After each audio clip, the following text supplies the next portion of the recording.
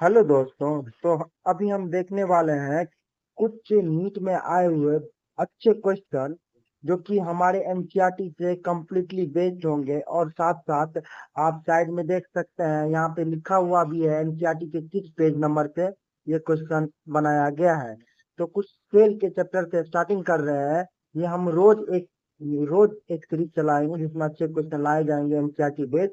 आप देख सकते हैं एनसीईआरटी के पेज नंबर 87 पे क्वेश्चन नंबर 1 है। क्वेश्चन नंबर 2 भी पे एनसीईआरटी के पेज नंबर 87 से है। चलिए देखते हैं क्वेश्चन नंबर 1 में क्या बोल रहा है। क्वेश्चन नंबर 1 में बोल रहा है, which of the following structure is correct. कौन सा स्ट्रक्चर करेक्ट है, स्टेटमेंट करेक्ट है। Which of the following statement is correct. पहला स्टेटमेंट बोला गया है, unicellular organism are incapable of independent existence. तो भाई ये जैसे कि हम जानते हैं यूनिसेलुलर ऑर्गेनिज्म में ग्रोथ इक्वल टू रिप्रोडक्शन होता है। यानी अगर ग्रोथ हुआ तो अल्टीमेटली रिप्रोडक्शन भी हो जाता है, रिप्रोडक्शन हुआ तो अल्टीमेटली ग्रोथ भी हो सकता है। तो ग्रोथ सिनोनिम रिप्रोडक्शन से होता है। तो एक ही सेल में सारा चीज होता है तो यूनिसेलुलर ऑर्गेनिज्म इंडिपेंडेंटली एग्जिस्ट कर सकता है, लेकिन यहाँ बोला इनकेपेबल, नहीं कर सकता। तो इस कारण से पहला स्टेटमेंट गलत हो जाएगा, पहला स्टेटमेंट नहीं होगा करेक्ट। दूसरे में क्या बोला है, any structure less than the complete structure of cell does not ensure independent existence. ये भी सही, ये 100% सही है।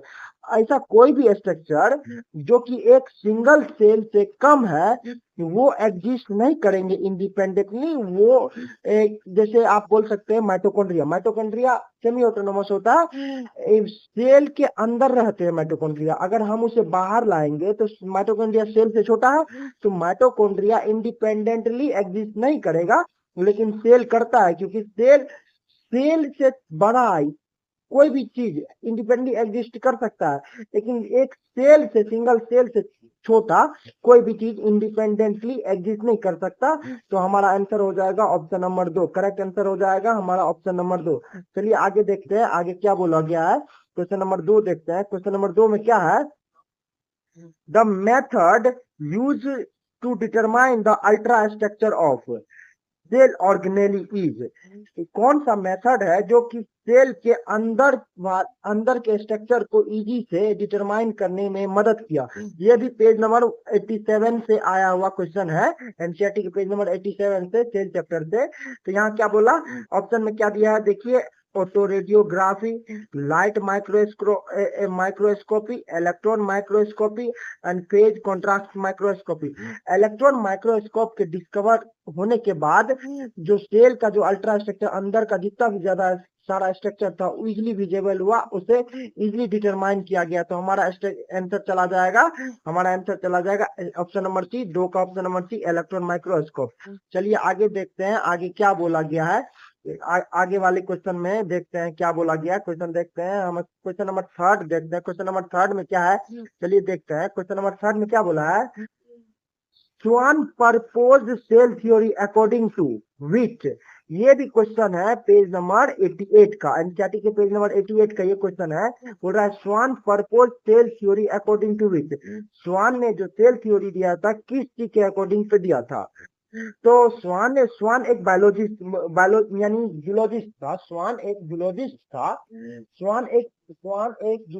था जिसने अपना यानी कुछ प्लांट एंड एनिमल दोनों के बारे में बताया था। स्वान प्लांट एंड एनिमल दोनों के बारे में बताया था। और उसने कहा था, उसने बोला था जितने भी प्लांट और एनिमल है सेल से मिलके बने हुए हैं। तो ऑप्शन नंबर 1 में देखिए, ए में क्या बोला है, all plant are composed of different kind of cells that form tissue. ये स्वान ने नहीं, ये एस्क्लिडेन ने बोला था जो जूलॉजिस्ट था। तो all life activity of organism are present in the minute form in each other and every cell of the organism। ये बेसिक फंक्शन है सेल का। तो ये भी ये स्वान ने नहीं बोला था। स्वान ने बोला था body of animal and plant composed of cell. Statement 3 में बोला है body of plant and animal are composed of cell. ये स्वान ने बोला था। स्वान ने बोला था बॉडी ऑफ प्लांट और एनिमल के बॉडी जो है सेल से मिलके बने हुए हैं। स्वान ने ये बोला था जो कि एक जूलॉजिस्ट था। क्या कहते हैं ऑप्शन नंबर डी में दिया हुआ है, new cell are always develop by the division of pre existing cell. ये रडल विर्चो नाम के साइंटिस्ट ने बोला था, जो कि कंसेप्ट दिया था ओमनी सेलुला ई सेलुला। तो हमारा आंसर थर्ड का आंसर हो जाएगा, और थर्ड का आंसर हो जाएगा। स्वान ने क्या बोला था, तो ऑप्शन नंबर सी हो जाएगा, body of animal and plant are composed of cell. चलिए हम आगे देखते हैं, आगे क्या आगे ऑफ क्वेश्चन नंबर 4 देखते हैं, क्वेश्चन नंबर 4 में क्या बोला है। क्वेश्चन नंबर 4 में क्या बोला है, चलिए देखते हैं क्वेश्चन नंबर 4 में क्या बोला है। क्वेश्चन नंबर 4 यहाँ पे बोला है, स्वान एस्क्लिडेन एंड स्वान। यहाँ पे क्वेश्चन नंबर 4 में बोला है, Schleiden and Schwann cell theory could not explain.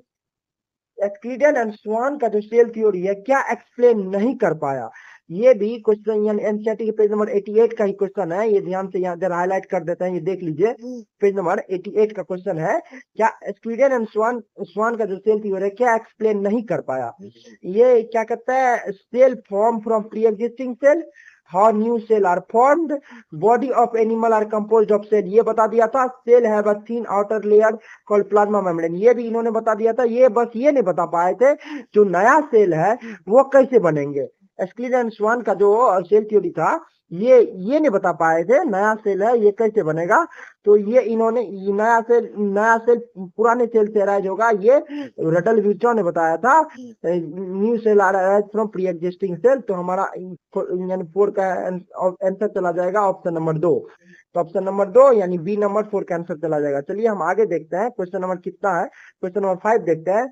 In which of the following cause in which of the following case would the cell theory be changed। किस ऐसे कंडीशन में सेल थ्योरी चेंज हो सकता है। Question फिर से पढ़ लेते हैं, in which of the following case would the cell theory be changed.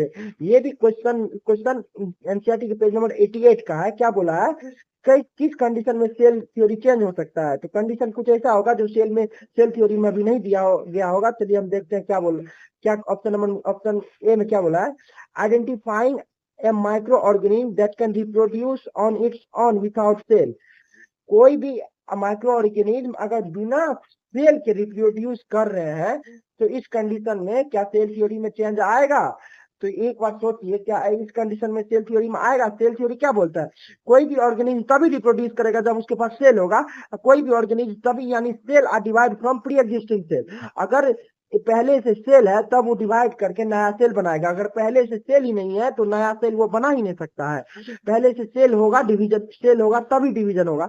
मतलब new cell are form from pre existing cell, नया सेल जो बनेगा वो पुराने सेल से बनेगा। इस कारण से पहले ही स्टेटमेंट ये बोल रहा है, अगर ये ऐसा आ गया, अगर कोई ऐसा ऑर्गेनिज्म बन गया, रिप्रोड्यूस कर गया जिसके पास सेल नहीं है, तो हमारा सेल थ्योरी इनवैलिड हो जाएगा। तो इस यानी पहले ही ऑप्शन क्वेश्चन नंबर 5 का पहला ही ऑप्शन करेक्ट हो जाएगा, पहला ही ऑप्शन सही हो जाएगा। चलिए आप देखते हैं, हम क्वेश्चन नंबर 6 की ओर बढ़ते हैं। क्वेश्चन नंबर 6 में क्या बोला गया है, देखते हैं क्वेश्चन नंबर 6 में क्या बोला गया है। क्वेश्चन नंबर 6 ये भी देखिए, क्वेश्चन नंबर 6 जो है ये भी एनसीईआरटी के पेज नंबर 88 का ही क्वेश्चन है। ध्यान से देखिएगा, साइड में हाईलाइट कर दो, एनसीईआरटी के पेज नंबर 88 का ही क्वेश्चन है। क्या बोला है, सेलेक्ट द मिसमैच, इनमें से कौन सा मिसमैच है, गलत है वो सेलेक्ट करे। लियोन हुक क्या बोला, first shot and describe the living cell. सबसे पहले लिविंग सेल को किसने देखा था, लियोन हुक ने ही देखा था। सबसे पहले लिविंग सेल को किसने देखा था, लियोन हुक साहब ही ने देखा था। तो रोबोट, ये क्या बोल रहा है, रॉबर्ट ब्राउन जो है डिस्कवर किया था किसे, न्यूक्लियस को। सही बात है, रॉबर्ट ब्राउन साहब ने ही डिस्कवर किया था न्यूक्लियस को, ये भी सही है।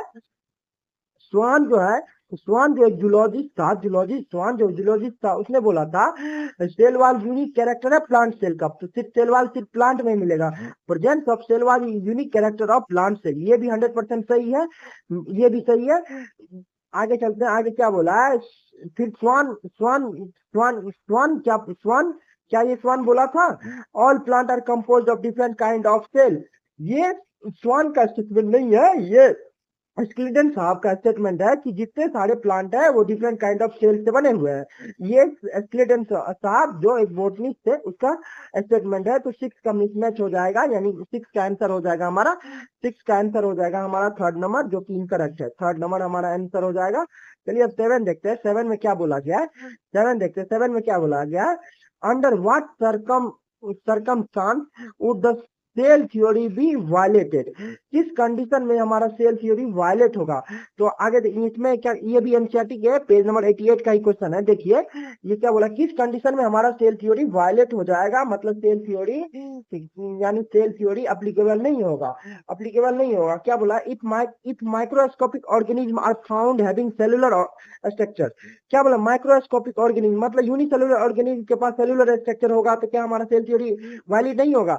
होगा भाई होगा, अगर यूनिसेलुलर ऑर्गेनिज्म ये हमारे सेल में यानी सेल थ्योरी यूनिसेलुलर कौन सा यानी रखा गया है, और यूनिसेलुलर स्ट्रक्चर को भी मायने दिया गया माइक्रोस्कोपिक, और ये हमें पता है यूनिसेलुलर ऑर्गेनिज्म के पास माइक्रोस्कोपिक लेवल पे देखेंगे तभी कुछ मिलेगा, तो ये स्टेटमेंट सही है, सही है, इसमें कोई वायलेट नहीं होगा। फिर क्या बोला है, फिर यहाँ पे बोला है when investigation the genetic material found in within the cell, when investigating genetic material cell के अंदर, जब जेनेटिक मटेरियल सेल के अंदर मिल जाएगा तब हमारा सेल थ्योरी वैलिड नहीं होगा। ये भी 100% क्या कहता है, सेल थ्योरी को अप्रूव करेगा अगर, क्योंकि जेनेटिक मटेरियल हर वक्त सेल के अंदर ही मिलता है, तो ये भी सही है, सेल थ्योरी वायलेट नहीं करेगा।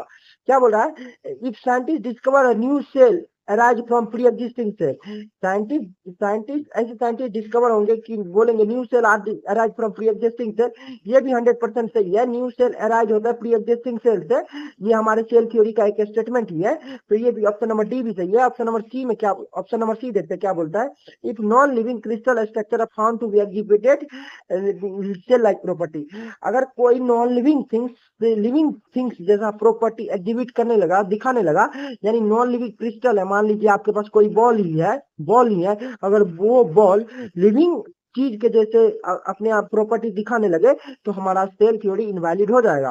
तो इसके अनुसार ऑप्शन, तो इस स्टेटमेंट के अनुसार, क्वेश्चन के अनुसार किस ऑप्शन में हमारा सेल थ्योरी इनवैलिड होगा, तो ऑप्शन नंबर थर्ड में हमारा सेल थ्योरी इनवैलिड होगा। तो चलिए देखते हैं अब क्वेश्चन नंबर 8 की तरफ मूव करते हैं। क्वेश्चन नंबर 8 में क्या बोला हुआ है, क्वेश्चन नंबर 8 भी देखिए, क्वेश्चन नंबर 8 भी एक अच्छा क्वेश्चन है, 5 स्टार क्वेश्चन बोल सकते हैं। ये क्वेश्चन नंबर, ये भी एनसीईआरटी के पेज नंबर 88 एंड 87 से है, यहाँ पे मैं हाईलाइट कर रहा हूँ, 87 एंड 88 से ये क्वेश्चन आए हुए हैं। क्या बोला है, which of the following are exceptional to the cell theory, कौन सा चीज सेल थ्योरी में एक्सेप्शन रखा गया, वायरस सब सेल थ्योरी में नहीं रखा गया है। तो पहला क्या है, वायरस, क्लोरोप्लास्ट एंड बैक्टीरिया, भाई chloroplast and bacteria cell theory में है। Virus, RBC and tube, RBC, mitochondria and organelles, ये सब आरबीसी, माइटोकॉन्ड्रिया, ऑर्गेनल्स, ये भी सेल थ्योरी में प्रेजेंट है। आरबीसी, माइटोकॉन्ड्रिया एंड फंगी, ये भी सेल थ्योरी में प्रेजेंट है, क्योंकि ये यहाँ से न्यू सेल बनेंगे। वायरस को नहीं रखा गया है सेल थ्योरी में, क्योंकि वायरस नहीं लिविंग है, नहीं नॉन लिविंग है, नहीं लिविंग है, नहीं नॉन लिविंग है। उसके बाद आरबीसी को नहीं रखा गया क्योंकि इसमें न्यूक्लियस नहीं है, और सीप ट्यूब को भी इसलिए नहीं रखा गया कि इसमें न्यूक्लियस नहीं है, और सेल में बोला गया है new cell are arise from pre existing cell, और प्री एग्जिस्टिंग सेल से नया सेल तभी बनेगा जब प्री एग्जिस्टिंग सेल के पास न्यूक्लियस होगा। तो हमारा क्वेश्चन नंबर 8 का ऑप्शन चला जाएगा बी नंबर, ऑप्शन चला जाएगा बी नंबर आंसर होगा क्वेश्चन नंबर 8 का।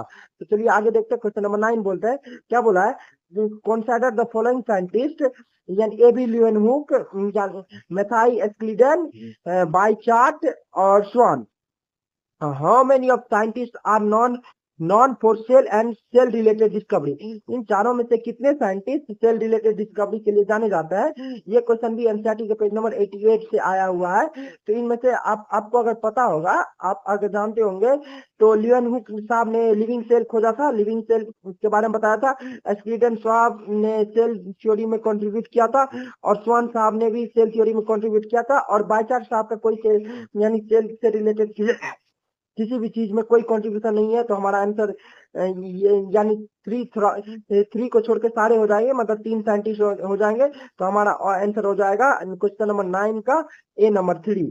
तो चलिए हम क्वेश्चन नंबर 10 की और मूव करते हैं। क्वेश्चन नंबर 10 में क्या बोला गया है, क्वेश्चन नंबर 10 में देखिए बोला गया है, क्वेश्चन नंबर 10 में यहाँ बोला है, given below a venn diagram featuring 2 characteristic, ये भी क्वेश्चन रिलेटेड है पेज नंबर 88 से, पेज नंबर 88 से। क्या बोला है, living organism composed of cell, सही बात है, living organism composed of cell से कंपोज हुआ, और कंसेप्ट यहाँ पे omni cellular, e cellular, Rudolf Virchow ने ये कंसेप्ट दिया था, और इसके अकॉर्डिंग चलिए आगे देखते हैं क्या बोला गया है।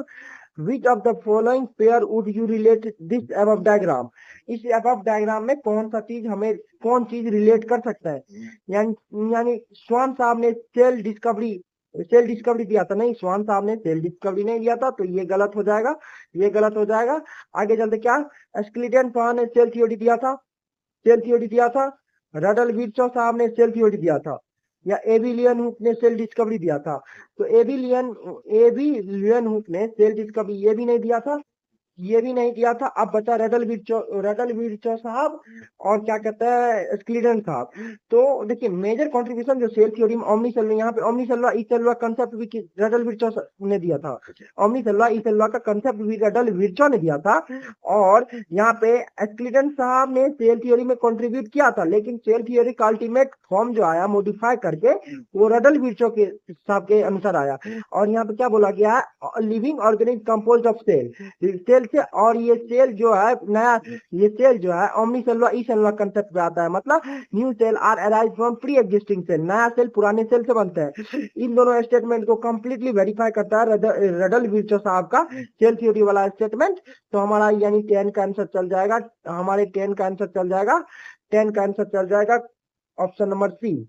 तो चलिए अब देखिए आप अच्छे से एक बार इसको प्रैक्टिस कीजिए, फिर से वापस से देखिए और क्या समझ में नहीं आया एक बार अच्छे से देखिए, नहीं हो तो एक बार एनसीईआरटी पढ़ के फिर से लगाइए। हम दूसरे दिन फिर से पेज नंबर वाइज एक अच्छे क्वेश्चन लाने का प्रयास करेंगे, कृपया आप इन्हें अच्छे से देखें। Thank you.